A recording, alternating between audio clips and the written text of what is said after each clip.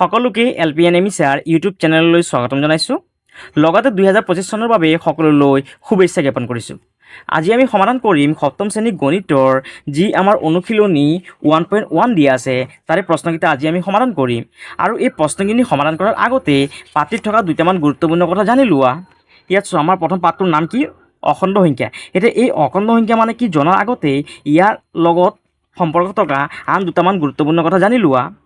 চোৱা, আমি যে গন্তি কৰিবলৈ যে ব্যৱহাৰ কৰোঁ 1 2 3 4 তেনেকৈ 5 6 7 8 9 10 তেনেকৈ গৈ 1 লাখ 2 লাখ 10 লাখ 20 লাখ অৰ্থাৎ আমি গন্তি কৰি শেষ কৰিব নোৱাৰা এই যে সংখ্যাকেইটা যে আমি কি কৰোঁ গন্তি কৰিব যে ব্যৱহাৰ কৰোঁ এই সংখ্যাকেইটা কি বুলি কোৱা হয়? স্বাভাৱিক সংখ্যা বুলি কোৱা হয়। তোমালোকে এই কথাটো মনত ৰাখিবা। আৰু যাক ইংৰাজীত কি বুলি কয়? নেচাৰেল নাম্বাৰ বুলি কোৱা হয়। NATURAL natural number NUMBER number. এতিয়া এই যে স্বাভাৱিক সংখ্যাকেইটা আছে এই স্বাভাৱিক সংখ্যাকেইটাৰ আগত যদি আমি কি কৰোঁ এটা 0 লগাই দিওঁ অৰ্থাৎ 0 1 2 3 4 এনেকৈ কি কৰোঁ 5 6 এনেকৈ যদি আমি কি কৰোঁ গন্তি কৰোঁ তেতিয়াহ'লে ইয়াক কি বুলি কোৱা হ'ব? পূৰ্ণ সংখ্যা বুলি কোৱা হ'ব। পূৰ্ণ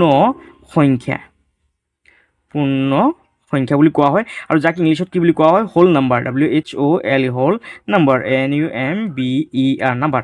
অৰ্থাৎ চোৱা, এই যোনটো কি আছে স্বাভাৱিক সংখ্যা আছে এই স্বাভাৱিক সংখ্যাৰ আগত যদি আমি কি কৰোঁ এটা 0 লগাই দিওঁ তেতিয়াহ'লে ইয়াক কি হৈ যাবগৈ? পূৰ্ণ সংখ্যা হৈ যাব। এতিয়া চোৱা, এই যে আমি 1 2 3 4 5 6 এই যে সংখ্যাকেইটা আছে এই সংখ্যাকেইটা কি বুলি কোৱা হয়? আকৌ ধনাত্মক সংখ্যা বুলি কোৱা হয়। ধনাত্মক সংখ্যা। আকৌ এই ধনাত্মক সংখ্যাকেইটাৰ আগত যদি কি কৰোঁ এটা যদি মাইনাছ দি দিওঁ, এতিয়া চোৱা মাইনাছ ইয়াত 1 আহি গ'ল, ইয়াত -2 আহি গ'ল, ইয়াত -3 তেনেকৈ -10 -20 লিখিব পাৰি হয়নে? অৰ্থাৎ চোৱা, এই সংখ্যাকেইটাৰ আগত যেতিয়া কি হ'বগৈ মাইনাছ আহি যাব তেতিয়া এই সংখ্যাকেইটা কি বুলি কোৱা হ'ব? ঋণাত্মক সংখ্যা বুলি কোৱা হ'ব। এই ঋণাত্মক সংখ্যা। আৰু যাক ইংলিছত কি বুলি কোৱা হয়? Negative number NUMBER number. আৰু ধনাত্মক সংখ্যাটো কি বুলি ক'ব? Positive number POSITIVE positive NUMBER number. এতিয়া চোৱা, এই আমাৰ পাঠটোৰ নাম কি? যিহেতু অখণ্ড সংখ্যা আৰু যাক ইংৰাজীত কি বুলি কয়? ইণ্টিজাৰ্ছ বুলি কোৱা হয়। এতিয়া চোৱা, অখণ্ড সংখ্যা মানে কি? চোৱা, অখণ্ড সংখ্যা মানে হ'ল ইয়াত চোৱা আমাৰ কিতাপত দি আছে আমি জানো যে অখণ্ড সংখ্যাবোৰ সংখ্যাৰ এক বৃহৎ থোপ য'ত কি থাকিব? ধনাত্মক অখণ্ড সংখ্যা আৰু ঋণাত্মক অখণ্ড সংখ্যাবোৰ নিৰ্দিষ্ট ক্ৰমত থাকে। অৰ্থাৎ য'ত কি থাকিব? এই ধনাত্মক সংখ্যাকেইটাও থাকিব আৰু এই ঋণাত্মক সংখ্যাকেইটাও থাকিব। এই দুটাক একেলগে কি বুলি কোৱা হ'ব? অখণ্ড সংখ্যা বুলি কোৱা হ'ব। কি বুলি কোৱা হ'ব? অখণ্ড সংখ্যা। অৰ্থাৎ অখণ্ড সংখ্যাত কি থাকিবগৈ? এই ধনাত্মক সংখ্যাকেইটা থাকিব, যেনে 1 2 3 4 5 6 7 তেনেকৈ গৈ আমি গন্তি কৰি শেষ কৰিব নোৱাৰোঁ। ঠিক তেনেকৈ ইয়াত কি থাকিব? ইয়াত 0 থাকিব। তাৰপিছত এই চাইডত কি থাকিব? -1, ইয়াত থাকিব -2, এই চাইডত থাকিব -3 -4। অৰ্থাৎ অখণ্ড সংখ্যা মানে কি? য'ত কি থাকিব? ধনাত্মক সংখ্যাকেইটাও থাকিব, আকৌ কি থাকিব? ঋণাত্মক সংখ্যাকেইটা থাকিব। এই ধনাত্মক সংখ্যা আৰু ঋণাত্মক সংখ্যা দুটাক একেলগে কি বুলি কোৱা হ'ব? অখণ্ড সংখ্যা বুলি কোৱা হয়। আৰু যাক ইংলিছত কি বুলি কোৱা হয়? Integer INTEGERS integers. এই কথাটো তোমালোকে মনত ৰাখিবা। এতিয়া চোৱা, অনুশীলনীত কি কৈছে আমাৰ। আৰু এটা কথা চোৱা, ইয়াত কি আছে? আন এটা গুৰুত্বপূৰ্ণ কথা থাকি গ'ল আমাৰ। ইয়াত কি আছে? এখন সংখ্যা ৰেখা দি আছে। অৰ্থাৎ আমি কি কৰিব পাৰোঁ?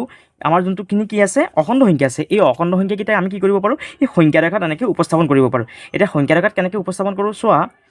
ইয়াত কি কৰিছে? প্ৰথমে ইয়াত এখন কি আঁকিছোঁ? আমি ৰেখা অংকন কৰি দিছোঁ। এই ৰেখাখনত চোৱা, মাজৰ এটা বিন্দুক আমি 0 বুলি ধৰি ল'ম। মাজত এটা বিন্দুক আমি কি কৰিম? 0 বুলি ধৰিম। আৰু 0টোৰ সোঁ চাইডে আমি কি কৰিম? ধনাত্মক অখণ্ড সংখ্যাকেইটা লিখিম। আৰু 0টোৰ বাওঁ চাইডে আমি কি লিখিম? ঋণাত্মক অখণ্ড সংখ্যাটো লিখিম। আৰু ইয়াৰ মাজৰ যোনটো গেপ সেই গেপটো সদায় কি হ'ব? 1 হ'বগৈ। চোৱা, ইয়াত কিমান আছে? 0। আৰু এই চাইডে কি লিখিছে? ধনাত্মক অখণ্ড সংখ্যাকেইটা লিখিছে, যেনে 1 2 3 4 5 6 7। আকৌ এই চাইডে কি লিখিছে? চোৱা, এই চাইডে লিখিছে ঋণাত্মক অখণ্ড সংখ্যাকেইটা, যেনে ইয়াত যদি 1 হয় এই চাইডে কি হ'বগৈ? -1। ইয়াত 2 আছে, এই চাইডে কিমান হ'ব? -2। ইয়াত 3 আছে, এই চাইডে কিমান হ'ব? -3। তাৰপিছত -4 -5 -6 এনেকৈ আমি কি কৰিব লাগে? সংখ্যা ৰেখাত সংখ্যাকেইটা বহাব লাগে। এতিয়া চোৱা, অনুশীলনীত কি দিয়া আছে। প্ৰথমে ইংলিছত চাই লোৱা। এক্সাৰচাইজ 1.1ৰ 1 নম্বৰ প্ৰশ্নটো কি কৈছে চোৱা। How many integers are there in between 5 and -13? আৰু অসমীয়াত কি কৈছে চোৱা। 5 আৰু -13ৰ মাজত কিমানটা অখণ্ড সংখ্যা আছে? এতিয়া চোৱা, 1 নম্বৰ প্ৰশ্নৰ উত্তৰটো আমি কেনেকৈ কৰিম? নম্বৰ 1ৰ চলিউশ্যন। চোৱা, কেনেকৈ কৰিম? প্ৰথমে ইংলিছত লগত আমি কি কৰোঁ? মিলাই লিখোঁ। ইয়াত কৈছে how many integers are there in between 5 and -13? এইটো লিখিবা যে এনেধৰণে, the integers INTEGER integer lying LYING lying between 5 and 13 আৰু অসমীয়াত হ'লে এনেকৈ লিখিবা যে 5 আৰু -13ৰ মাজত থকা অখণ্ড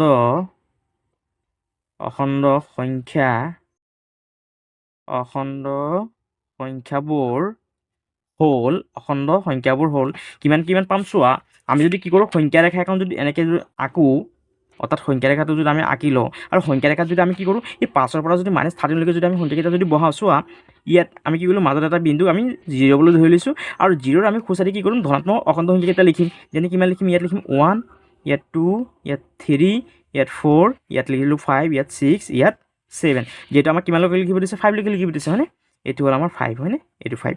তাৰপিছত এই চাইডত আমি কি লিখিম, মাইনাছ কেইটা লিখিম, হয়নে? অৰ্থাৎ ইয়াত কিমান লিখিম, -1, তাৰপিছত -2, ইয়াত লিখিবা -3, ইয়াত হ'ব -4, ইয়াত হ'ব -5, -6, -7, তাৰপিছত -8, -9, ইয়াত -10। যিহেতু আমাৰ কি হ'ল, ৰেখাডাল সৰু হৈ গ'ল, অলপ আমি কি কৰিছোঁ, বহল কৰি লৈছোঁ 10। তাৰপিছত কিমান হ'ব, -11, ইয়াত আহিব কিমান, -12, ইয়াত আহিব কিমান, -13।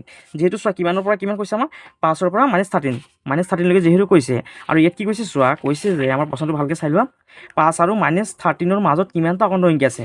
অৰ্থাৎ এই 5 আৰু এই -13ৰ ভিতৰত চোৱাচোন কেইটা অখণ্ড সংখ্যা আছে। এতিয়া চোৱা, ইয়াৰ 4ৰ পৰা গন্তি কৰা, যিহেতু 5ৰ ভিতৰত বুলি কৈছে, 5টো আমি গন্তি কৰিব নোৱাৰিম। 4ৰ পৰা গন্তি কৰা, 1, 2, 3, 4, 5, 6, 7, 8, 9, 10, 11, 12, 13, 14, 15, 16, আৰু ইয়াত আছে এটা -12টো 17। যিহেতু 13ৰ ভিতৰত কৈছে, 13টো আমি গন্তি কৰিব নোৱাৰি। অৰ্থাৎ আমি কেইটা কি পালোঁ, অখণ্ড সংখ্যা পালোঁ 17টা। অৰ্থাৎ ইয়াৰ উত্তৰটো এনেধৰণে লিখিবা।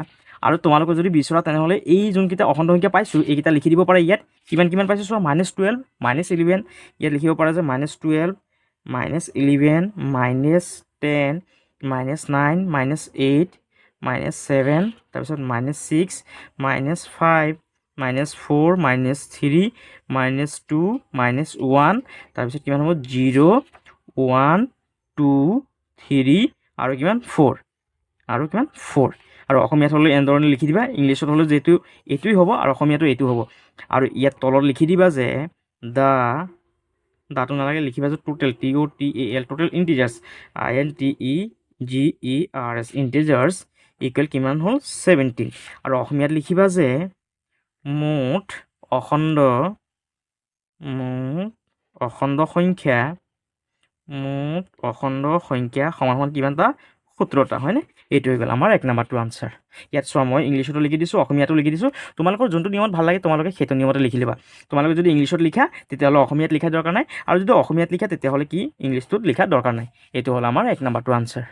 এতিয়া 2 নম্বৰ প্ৰশ্নটো চোৱা কি কৈছে, right greatest and smallest integers in between 13 and -13। আৰু অসমীয়াত কি কৈছে চোৱা, 13 আৰু -13ৰ মাজত আটাইতকৈ ডাঙৰ আৰু আটাইতকৈ সৰু অখণ্ড সংখ্যা দুটা লিখা।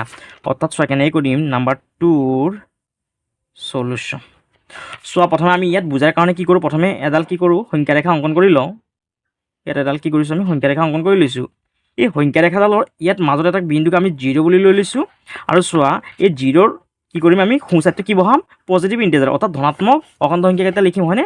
ইয়াত লিখিছোঁ আমি 1, ইয়াত লিখিম 2, ইয়াত লিখা 3, 4, 5, 6, 7, 8, 9, 10, 11, ইয়াত তাৰপিছত ইয়াত 12, ইয়াত 13। ঠিক তেনেকৈ এই চাইডে কি কৰা, এতিয়া ঋণাত্মক অখণ্ড সংখ্যাকেইটা লিখি লোৱা। ইয়াত কিমান হ'ব, -1, -2, -3, -4, -5, -6, -7, -8, -9, -10, তাৰপিছত -11, -12, আৰু ইয়াত ধৰিলোঁ আমি কিমান, -13। এতিয়া চোৱা, ইয়াত কি কৈছে, 13 আৰু -13ৰ মাজত আটাইতকৈ ডাঙৰ আৰু আটাইতকৈ সৰু অখণ্ড সংখ্যা দুটা লিখা। এতিয়া চোৱা, ইয়াত আছে 0, আৰু ইয়াত কি কৰিছোঁ, আমি ধনাত্মক অখণ্ড সংখ্যাকেইটা লিখিছোঁ। এতিয়া চোৱা, ধনাত্মক অখণ্ড সংখ্যাকেইটাৰ মাজত চোৱা চবতকৈ ডাঙৰ অখণ্ড সংখ্যা আমি কোনটো পাইছোঁ। চোৱা, যিহেতু কি কৈছে, 13 আৰু কিমান, -13ৰ ভিতৰত বুলি কৈছে, হয়নে? সেইকাৰণে আমি 13টো লিখিব নোৱাৰিম। এতিয়া চোৱা, যোনটো কি পাইছোঁ, আমি ধনাত্মক আটাইতকৈ ডাঙৰ যোনটো অখণ্ড সংখ্যা কিমান পাইছোঁ, আমি 12।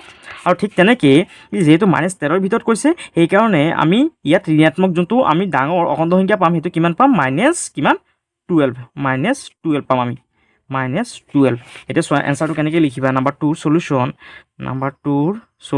কেনেকৈ লিখিবা চোৱা প্ৰথম ইয়াত কি চোৱা কি লিখিব দিছে গ্ৰেটেষ্ট এণ্ড স্মলেষ্ট হয়নে ইয়াত লিখা যে the greatest GREATEST greatest integer INTEGER integer কিমান পাইছোঁ যোনটো আমাৰ কি আছে গ্ৰেটেষ্ট ইণ্টিজাৰ অৰ্থাৎ ডাঙৰ যোনটো ধনাত্মক অখণ্ড সংখ্যা কিমান পাইছোঁ 12 ইয়াত লিখা 12 আৰু ইয়াত লিখা যে and the smallest SMALLEST smallest integer INTEGER integer ইয়াত সমান দি দিবা কিমান পাইছোঁ -12 আৰু অসমীয়াত হ'লে এইদৰে লিখিবা যে আটাইতকৈ ডাঙৰ অখণ্ড সংখ্যা সমান 12 আৰু ইয়াত লিখিবা যে আটাইতকৈ সৰু অখণ্ড সংখ্যা সমান কিমান -12 এইটো হ'ল আমাৰ অসমীয়াত উত্তৰ আৰু এইটোৱে হ'ল আমাৰ 2 নম্বৰটোৰ আনচাৰ ইয়াৰ পাছত 3 নম্বৰটো চোৱা কি কৈছে plot the following integers on number line আৰু অসমীয়াত কি কৈছে চোৱা তলত দিয়া অখণ্ড সংখ্যাবোৰ সংখ্যা ৰেখাত বহুৱা অৰ্থাৎ এই তলত যে কি আছে অখণ্ড সংখ্যাকেইটা আছে এই অখণ্ড সংখ্যাকেইটা আমি কি কৰিব লাগিব সংখ্যা ৰেখাত বহুৱাব লাগিব এতিয়া চোৱা কেনেকৈ কৰিম আমি নাম্বাৰ 3ৰ সলিউশ্যন চোৱা প্ৰথম অখণ্ড সংখ্যাটো কিমান আছে -6 হয়নে ইয়াত -6 বুলি লিখি লোৱা আৰু কেনেকৈ কৰিম চোৱা প্ৰথমে কি কৰিবা স্কেল পাত ল'বা স্কেল পাতৰ সহায়ত কি কৰিবা আৰু পেঞ্চিল লৈ ল'বা স্কেল আৰু পেঞ্চিল লৈ ল'বা আৰু পেঞ্চিলডালৰ সহায়ত কি কৰিবা এইদৰে প্ৰথমে এডাল কি কৰিবা ৰেখা অংকন কৰি ল'বা আৰু ৰেখাডালৰ কি কৰিবা দুটা মূৰত এইদৰে কি কৰিবা দুটা কাঁড় দি দিবা এতিয়া চোৱা যিহেতু কি কৰিম আমি এতিয়া এই মাজৰ এটা বিন্দুক আমি কিমান বুলি লৈ ল'ম 0 বুলি লৈ ল'ম আৰু এতিয়া চোৱা এই স্কেল পাতৰ সহায়ত কি কৰিবা এই যে ইয়াত যে চেণ্টিমিটাৰ আছে ইয়াৰ যোনটো গেপ আছে সেই গেপ হিচাপত কি কৰিবা ইয়াত দাগ দি ল'বা যেনে ইয়াৰ পৰা ইয়াত কিমান হ'ব 1 চেণ্টিমিটাৰ ইয়াত 2 চেণ্টিমিটাৰ 3 চেণ্টিমিটাৰ 4 চেণ্টিমিটাৰ 5 চেণ্টিমিটাৰ ইয়াত কিমান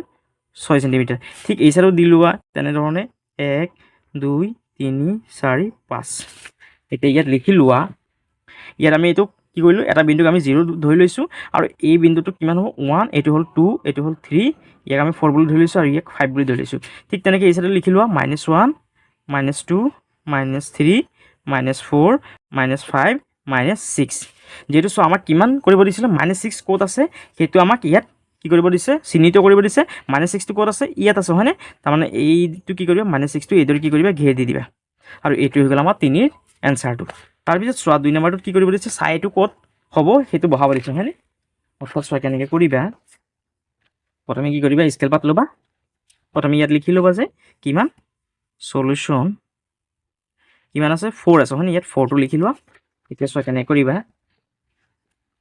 পেঞ্চিল আৰু স্কেল পাত লৈ লোৱা আৰু কি কৰা এইদৰে স্কেলৰ সহায়ত কি কৰা প্ৰথমে এডাল কি কৰা ৰেখা অংকন কৰি লোৱা আৰু ৰেখাডালৰ কি কৰিবা দুটা মূৰত কি কৰিবা দুটা কাঁড় দি দিবা তাৰপিছত আৰু ইয়াত এটা বিন্দু আমি 0 বুলি ধৰি লৈছোঁ আৰু এই স্কেলৰ সহায়ত কি কৰিবা এই যোনখিনি চেণ্টিমিটাৰ আছে সেই চেণ্টিমিটাৰৰ জোখত কি কৰিবা এইদৰে কি কৰিবা এটা বিন্দু চিহ্নিতকৰণ কৰি ল'বা অৰ্থাৎ এটা বিন্দু চিহ্নিত কৰি ল'বা ইয়াত এইদৰে কৰি লোৱা এই চাইডতো একে কৰি লোৱা এতিয়া ইয়াত লিখা যেহেতু এই বিন্দুটো আমি 0 ধৰিছোঁ আৰু এই চাইডে আমি কি লিখিম ধনাত্মক অখণ্ড সংখ্যাকেইটা লিখিম হয়নে অৰ্থাৎ ইয়াত লিখিম কিমান 1 ইয়াত লিখিম 2 ইয়াত 3 ইয়াত হ'ব 4 ইয়াত 5 ইয়াত 6 ঠিক তেনেকৈ এই চাইডে কি কৰা ঋণাত্মক অখণ্ড সংখ্যাকেইটা লিখা যেনে কিমান লিখিবা -1 -2 ইয়াত হ'ব -3 ইয়াত হ'ব -4 আৰু ইয়াত হ'ব কিমান -5 যেহেতু চোৱা আমাক কি কৰিব দিছে সংখ্যা ৰেখাত 4 ক'ত আছে দেখাব লাগে চোৱা 4টো ক'ত আছে চোৱা যেহেতু ইয়াত আছে এইটো কি কৰিবা পেঞ্চিলৰ সহায়ত এনেদৰে কি কৰিবা ঘেৰ দি দিবা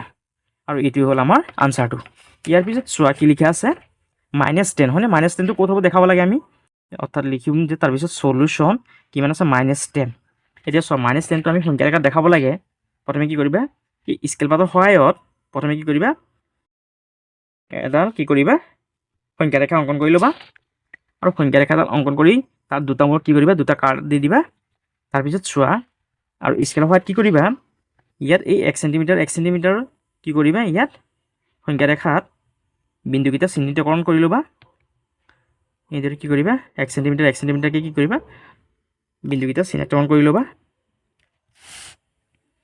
এইদৰে ধুনীয়াকৈ কৰি ল'বা তোমালোকে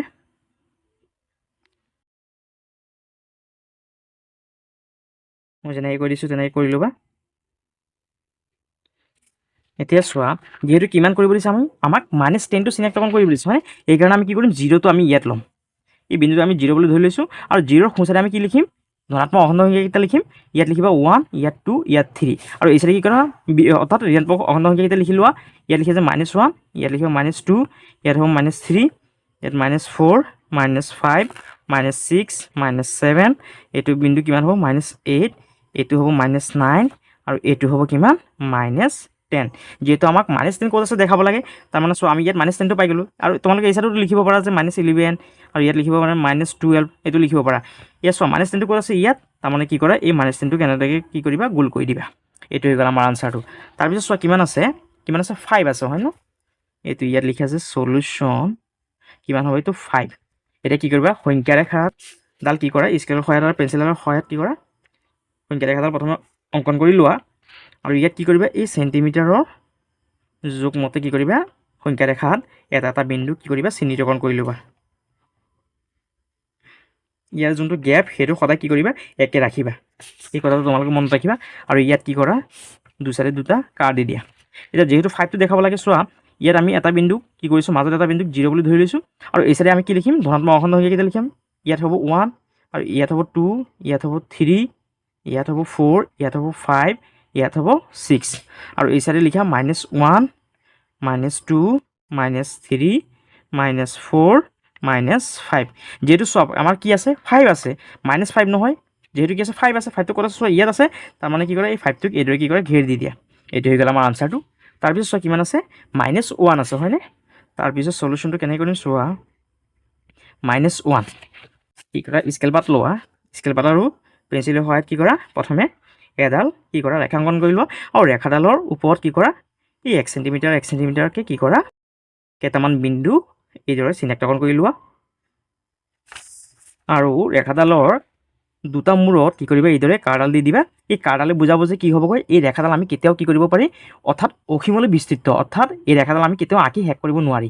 এই কাঁড় দুডালে সেইটোকে বুজায়।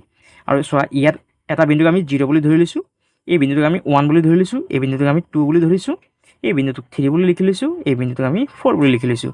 আৰু এই বিন্দুটো কিমান হ'ব, -1, এইটো হ'ব -2, ইয়াত হ'ব -3 আৰু ইয়াত হ'ব -4।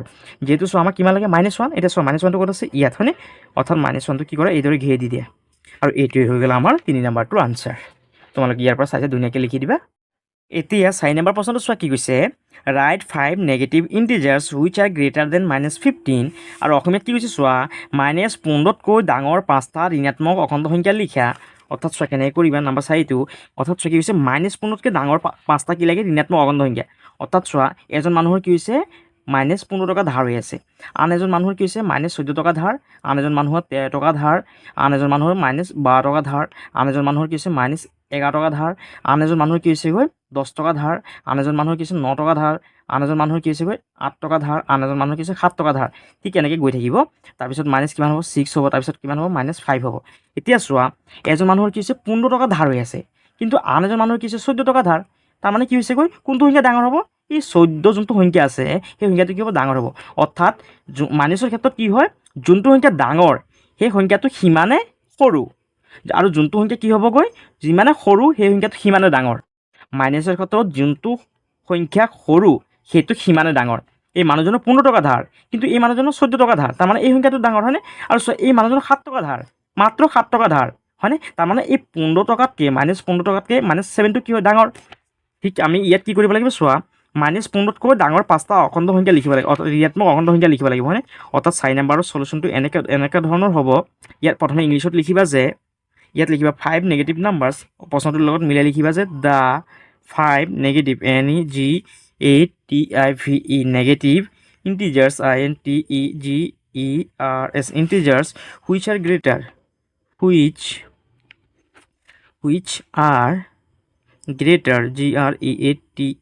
greater THA and then -15 is চোৱা এই -15তকৈ ডাঙৰ সংখ্যাকেইটা কি পাম। যিহেতু আমাক 5টা লিখিব দিছে, চোৱা মই ইয়াত 5টাতকৈ বেছি লিখি ৰাখিছোঁ। তোমালোকে কিমান লিখিব পাৰে, -14 লিখিব পাৰিবা, -13 লিখিব পাৰিবা, -12 লিখিব পাৰিবা, -11 লিখিব পাৰিবা, -10 লিখিব পাৰিবা, -9, -8 তাৰপিছত কিমান লিখিব পাৰিবা, 7, -6, -5 তাৰপিছত কিমান 4 -3 -2 -1 অৰ্থাৎ চোৱা এই মানুহজনৰ 15 টকা ধাৰ হৈ আছে কিন্তু চোৱা এই মানুহজন কিমান -1 টকা ধাৰ হৈছে অৰ্থাৎ তাৰমানে কি হ'বগৈ এই যোনটো -1 টকা ধাৰ মানুহজন কি হ'বগৈ ডাঙৰ হ'ব হয়নে ইজনৰ 15 টকা ধাৰ কিন্তু এইজনৰ মাত্ৰ 1 টকাই ধাৰ তাৰমানে এইজন কি হ'বগৈ ডাঙৰ হ'ব হয়নে আৰু চোৱা মই ইয়াত বহুতকেইটা লিখি দিছোঁ তোমালোকে ইয়াৰ পৰা যিকোনো 5টা লিখি দিবা আৰু অসমীয়াত হ'লে এনেধৰণে লিখিবা যে ইয়াত কি কৈছে চোৱা প্ৰশ্নটোত -15তকৈ ডাঙৰ 5টা ঋণাত্মক অখণ্ড সংখ্যা ইয়াত এনেকৈ লিখিবা যে -15তকৈ ডাঙৰ 5টা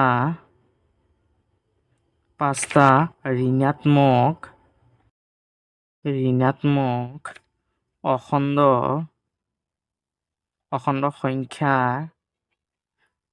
সংখ্যা হ'ল কিমান লিখিবা -14 -13 -12 -11 -10 -9 -8 -7 ইয়াৰ পৰা তোমালোকে যিকোনো 5টা লিখি দিবা মই বহুতকেইটা লিখি দিছোঁ যিকোনো 5টা লিখিবা আৰু এইটো হ'ল আমাৰ 4 নম্বৰটো আনচাৰ এতিয়া 5 নম্বৰটো চোৱা কি কৈছে mention if true or false আৰু অসমীয়াত কি কৈছে চোৱা সত্য নে অসত্য কোৱা চোৱা প্ৰথম 1 নম্বৰটো কি কৈছে পজিটিভ ইণ্টিজাৰ্ছ আৰ কল এজ নেচাৰেল নাম্বাৰ আৰু অসমীয়াত কি কৈছে চোৱা ধনাত্মক অখণ্ড সংখ্যাবোৰক স্বাভাৱিক সংখ্যা বুলি কোৱা হয়নে চোৱা প্ৰথমে আমি বুজাই দিছিলোঁ যে চোৱা এইকেইটা কি স্বাভাৱিক সংখ্যা হয়নে এই স্বাভাৱিক সংখ্যাকেইটাকে আকৌ কি বুলি কোৱা হয় চোৱা ধনাত্মক সংখ্যা বুলি কোৱা হয় তাৰমানে প্ৰশ্নটো কি কৈছে চোৱা কৈছে ধনাত্মক অখণ্ড সংখ্যাবোৰক স্বাভাৱিক সংখ্যা বুলি কোৱা হয়নে তাৰমানে এইটো কি হ'বগৈ শুদ্ধ হ'ব হয়নে অৰ্থাৎ ট্ৰু হ'বগৈ অৰ্থাৎ চোৱা কেনেকৈ কৰিম নাম্বাৰ 5ৰ 1ৰ সলিউশ্যন এইটো কি হ'ব ইয়াত লিখিবা যে ট্ৰু TRUE ট্ৰু আৰু অসমীয়াত হ'লে লিখিবা যে সত্য প্ৰথমতে কি হ'ব আমাৰ সত্য তাৰপিছত চোৱা 2 নম্বৰটো কি কৈছে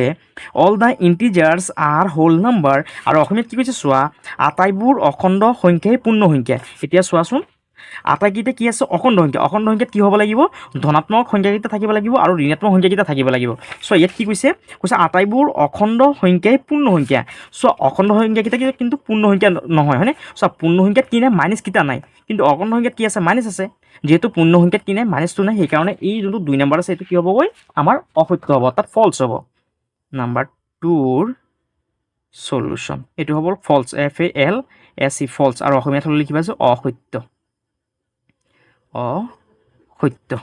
তাৰপিছত 3 নম্বৰটো কি কৈছে প্ৰথম ইংলিছত চাই লোৱা number line is extend to infinity on the both side of 0 আৰু অসমীয়াত কি কৈছে চোৱা সংখ্যা ৰেখাডাল 0ৰ দুয়োফালে অসীমলৈ বিস্তাৰিত অৰ্থাৎ চোৱা এই যোনডাল কি আছে আমাৰ সংখ্যা ৰেখা আমি আঁকো এই সংখ্যা ৰেখাডাল কি হৈছে অসীমলৈ অৰ্থাৎ চোৱা এইটো আমি কিন্তু কেতিয়াও কি কৰিব নোৱাৰি আঁকি শেষ কৰিব নোৱাৰি সেই কথাটোকে এই 3 নম্বৰ লাইনটোত কৈছে তাৰমানে এইটো কি হ'বগৈ শুদ্ধ হ'বগৈ নাম্বাৰ 3ৰ সলিউশ্যন এইটো কি হ'ব ট্ৰু TRUE ট্ৰু আৰু অসমীয়াত হ'লে লিখিবা যে সত্য তাৰপিছত 4 নম্বৰটো চোৱা কি কৈছে 0 and negative integers form the collection of whole number আৰু অসমীয়াত কি কৈছে চোৱা 0 আৰু ঋণাত্মক অখণ্ড সংখ্যাবোৰৰে পূৰ্ণ সংখ্যাৰ থোপটো গঠিত কি কৈছে চোৱা 0 আৰু ঋণাত্মক বুলি কৈছে কিন্তু আমি জানো যে কি 0 আৰু ধনাত্মক হ'ব লাগিব হয়নে যেতিয়া কি হ'ব চোৱা 0 আৰু ধনাত্মক কি হ'ব সংখ্যাকেইটা থাকিব তেতিয়া কি হ'ব এইটো আমি পূৰ্ণ সংখ্যা বুলি ক'ব পাৰি কিন্তু আমাৰ প্ৰশ্নটো কি কৈছে চোৱা 0 আৰু ঋণাত্মক মানে মাইনাছ কেইটা যিহেতু ইয়াত নাই তাৰমানে এইটো কি হ'ব 4 নম্বৰটো আমাৰ ফল্ছ হ'ব হয়নে নাম্বাৰ 4 সলিউশ্যন এইটো লিখিবা ফল্ছ FALSE ফল্ছ আৰু অসমীয়াত লিখিবা যে অসত্য পূৰ্ণ সংখ্যা হ'বলৈ কি লাগিব পূৰ্ণ সংখ্যা হ'লে 0 লাগিব আৰু ধনাত্মক কেইটা লাগিব অৰ্থাৎ পজিটিভ আমাৰ অখণ্ড সংখ্যাকেইটা লাগিব যেনে 1 2 3 4 তাৰপিছত চোৱা 5 নম্বৰটো কি কৈছে if A + B 0 then one of them is additive inverse of other and vice versa আৰু অসমীয়াত কি কৈছে চোৱা যদি A + B = 0 তেন্তে ইহঁতৰ এটা আনটোৰ যোগাত্মক বিপৰীত এইটো কি হ'বগৈ শুদ্ধ হ'বগৈ নাম্বাৰ 5টো কি লিখিবা সলিউশ্যন নাম্বাৰ 5ৰ সলিউশ্যন এইটো লিখিবা ট্ৰু TRUE ট্ৰু আৰু অসমীয়াত লিখিবা যে সত্য এইটো হ'ল আমাৰ 5 নম্বৰটোৰ আনচাৰ এতিয়া 6 নম্বৰটো চোৱা কি কৈছে write a pair of integers আৰু অসমীয়াত কি কৈছে চোৱা এযোৰ অখণ্ড সংখ্যা লিখা যাৰ যোগফল -3 অৰ্থাৎ চোৱা আমি কি কৰিব লাগিব ইয়াৰ এযোৰ এনেকুৱা অখণ্ড সংখ্যা লিখিব লাগিব যোনকেইটা যোগ কৰিলে কিমান হ'ব -3 হ'ব অৰ্থাৎ এনেকুৱা দুটা সংখ্যা লিখিম আমি যোন দুটা যোগ কৰিলে কিমান হ'ব লাগিব -3 হ'ব লাগিব অৰ্থাৎ চোৱা কেনেকৈ কৰিম নাম্বাৰ 6ৰ 1ৰ সলিউশ্যন চোৱা কেনেকৈ কৰিম যদি আমি কিমান লিখোঁ -1 লিখোঁ এই -1ৰ লগত যদি আমি কি কৰোঁ -2 এটা যদি কি কৰোঁ যোগ কৰোঁ তেতিয়াহ'লে চোৱা কিমান পাম আমি ইয়াত চোৱা কিমান আছে -1 আৰু ইয়াত -1টো লিখি ল'লোঁ আকৌ ইয়াত এই প্লাছৰ লগত মাইনাছটো যদি যোগ কৰি কিমান পাম মাইনাছ পাম হয়নে মাইনাছ কিমান 2 এতিয়া চোৱা ইয়াতো যেহেতু মাইনাছ আছে ইয়াতো মাইনাছ আছে এখন মাইনাছ কি কৰে ইয়াত লৈ লোৱা আৰু 2 আৰু 1 কি কৰা যোগ কৰি 2 1 কিমান 3 চোৱা কিমান পাই গ'লোঁ -3 পাই গ'লোঁ আৰু অৰ দি পেলাই আমি আৰু এজোৰ যেহেতু আমাক কি কৰিছে এজোৰ লিখিব দিছে আমি ইয়াত এটা লিখিলোঁ আৰু এটা লিখিব লাগিব ইয়াত কি কৰা ইয়াত লিখা আছে -10 আৰু ইয়াত লিখা +7 এতিয়া চোৱা এই -10 অৰ্থাৎ 10ৰ পৰা যদি 7টো আমি কি কৰোঁ বিয়োগ কৰোঁ যেহেতু চোৱা মাইনাছটো ডাঙৰ 7ৰ অৰ্থাৎ 10ৰ পৰা 7টো বিয়োগ কৰিলে কিমান থাকিব 3 আৰু যেহেতু মাইনাছটো ডাঙৰ সেইকাৰণে ইয়াৰ আগত কি কৰা -3 এটা অৰ্থাৎ মাইনাছটো লিখি দিয়া যেহেতু মাইনাছটো ডাঙৰ সেইকাৰণে মাইনাছটো লিখি দিয়া অৰ্থাৎ চোৱা এতিয়া -10ৰ পৰা 7টো গ'লে কিমান পাম -3 পাম নহ'লে তোমালোকে বেলেগ ধৰণৰ লিখিব পাৰা যে -5 + 2 লিখিব পাৰে এতিয়া চোৱা 5ৰ পৰা যদি 2টো বিয়োগ কৰোঁ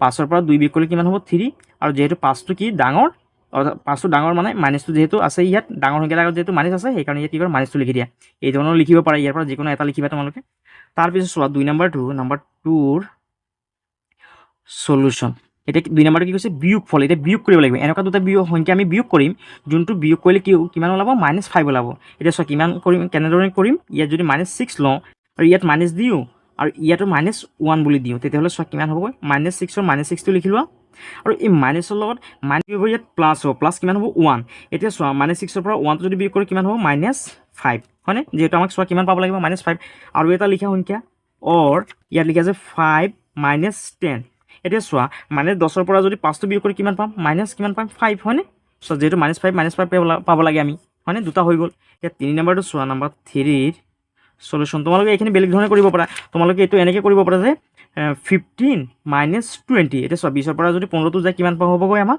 -5 হ'ব হয়নে অৰ্থাৎ চোৱা ইয়াৰ পৰা যিকোনো এটা তোমালোকে লিখি ল'বা তাৰপিছত 3 নম্বৰটো চোৱা কিমান যোগফল 0 হ'ব লাগিব যোগফল 0টো কেনেকৈ কৰিম চোৱা সলিউশ্যন 3 নম্বৰটো কিমান -1ৰ লগত যদি আমি কি কৰোঁ +1 এটা যদি যোগ কৰোঁ চোৱা কিমান হ'বগৈ এই +1ৰ পৰা যদি -1 বিয়োগ কৰোঁ কিমান হ'ব 0 অৰ নহ'লে আমি ইয়াত কি কৰিব পাৰোঁ 20ৰ পৰা যদি আমি কি কৰোঁ -20ৰ পৰা যদি প্লাছ কি কৰোঁ 20 এটা যদি আমি কি কৰোঁ বিয়োগ কৰি দিওঁ তেতিয়াহ'লে কিমান পাম 0 পাম তেনেকৈ তোমালোকে এনেকৈ লিখিব পাৰা যে 50ৰ পৰা যদি কি হয় +50 এটা বিয়োগ কৰোঁ তেতিয়াহ'লে কিমান হ'ব 0 অৰ্থাৎ 50ৰ পৰা 50টো অৰ্থাৎ 50 টকা আছিলে 50 টকা খৰচ হৈ গ'ল কিমান থাকিব 0 টকা থাকিব ইয়াৰ পৰা যিকোনো এটা লিখি দিবা তোমালোকে ইয়াত মই দুটা লিখি দিছোঁ ইয়াৰ পৰা যিকোনো এটা লিখিবা আৰু এইটো লিখি দিবা 4 নম্বৰটো চোৱা কি আছে বিয়োগফল 2 অৰ্থাৎ এনেকুৱা দুটা সংখ্যা আমি কি কৰিম বিয়োগ কৰি কিমান হ'বগৈ 2 হ'বগৈ লাগিব অৰ্থাৎ চোৱা কেনেকৈ কৰিবা নম্বৰ 4ৰ সলিউশ্যনটো এতিয়া চোৱা 5ৰ পৰা যদি আমি কি কৰোঁ 3টো বিয়োগ কৰি কিমান হ'ব 2 ঠিক তেনেকৈ অৰ 10ৰ পৰা যদি আমি কি কৰোঁ 8 বিয়োগ কৰোঁ তেতিয়াহ'লে কিমান পাম 2 হয়নে আৰু এইটো হৈ গ'ল আমাৰ 6 নম্বৰটো আনচাৰ এতিয়া 7 নম্বৰটো চোৱা কি কৈছে write a pair of negative integers those difference is 6 আৰু অসমীয়াত কি কৈছে চোৱা এযোৰ ঋণাত্মক অখণ্ড সংখ্যা লিখা যাৰ বিয়োগফল 6 অৰ্থাৎ চোৱা আমি কি লিখিব লাগিব ঋণাত্মক অখণ্ড সংখ্যা লিখিব লাগিব এযোৰ আৰু যাৰ বিয়োগফলটো কিমান হ'ব অৰ্থাৎ এনচাৰটো কিমান হ'ব লাগিব 6 হ'ব লাগিব অৰ্থাৎ চোৱা কেনেকৈ কৰিম নম্বৰ 7ৰ সলিউশ্যন অৰ্থাৎ চোৱা আমি যদি কি কৰোঁ দুটা ঋণাত্মক অখণ্ড সংখ্যা -6 লিখোঁ এই -6ক কি কৈছে যিহেতু বিয়োগফল কৰিব দিছে হয়নে ইয়াত বিয়োগ চিন দিয়া আৰু ইয়াত লিখা -12 এতিয়া চোৱা এই -6ৰ -6 লিখিলোঁ আৰু এই মাইনাছে যদি আমি কি কৰোঁ পূৰণ কৰোঁ তেতিয়াহ'লে কি হৈ যাব প্লাছ হ'ব আৰু ইয়াত কিমান আছে 12 হয়নে ইয়াত 12 লিখা এতিয়া এই 12ৰ পৰা যদি 6টো বিয়োগ কৰি কিমান পাম আমি 6 পাম হয়নে যিহেতু চোৱা এই 12টো যিহেতু ডাঙৰ প্লাছটো যিহেতু ডাঙৰ সেইকাৰণে কিমান হ'ব 12ৰ পৰা 6 গ'লে 6 হ'ব হয়নে অৰ্থাৎ চোৱা আমি কিমান পালোঁ 6 পালোঁ আৰু আমাৰ কি কৰিব দিছে বিয়োগফলটো কিমান হ'ব 6 অৰ্থাৎ চোৱা আমি কিমান লিখিম -6 আৰু -12 সেইকাৰণে ইয়াৰ এনচাৰটো এনেধৰণে লিখিবা the pair of negative NEGATIVE negative integer INTEGER integer কিমান হ'ব -6 এণ্ড কিমান হ'বগৈ -12 আৰু অসমীয়াত হ'লে এনেধৰণে লিখিবা যে ঋণাত্মক অখণ্ড